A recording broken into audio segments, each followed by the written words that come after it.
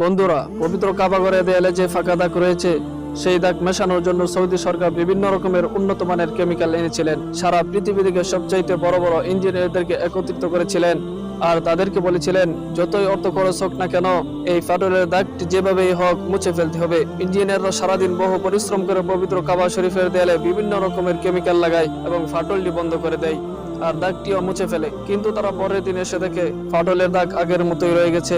ইঞ্জিনিয়াররা এটা বারবার করতে থাকে, কিন্তু পরের দিন তারা আগের মতোই সেই ফাটল পবিত্র কাবা শরীফের দেয়ালে দেখতে পায়। এই ঘটনা দেখে তারা একেবারে পেরেশান হয়ে যায় আর শেষমেশ তারা সৌদি গভর্নমেন্টকে জিজ্ঞাসা করে আসলে এই ফাটলের রহস্য কি। তখন তারা বলে 1400 বছর আগে কুরাইশ বংশের এক খাতুন বিবি পবিত্র কাবা শরীফে এসেছিলেন। তখন কাবা শরীফ তাকে দেয়াল ফাঁক করে তার ভেতর যাওয়ার রাস্তা করে দিয়েছিলেন। তখন ইঞ্জিনিয়াররা এই কথা শুনে সেখান থেকে চলে যায় আর বলে যায় যে মানুষের জন্য আল্লাহ তাআলা স্বয়ং রাস্তা তৈরি করে দেন, সেই রাস্তা কোনো দুনিয়ার কোনো মানুষ বন্ধ করতে পারে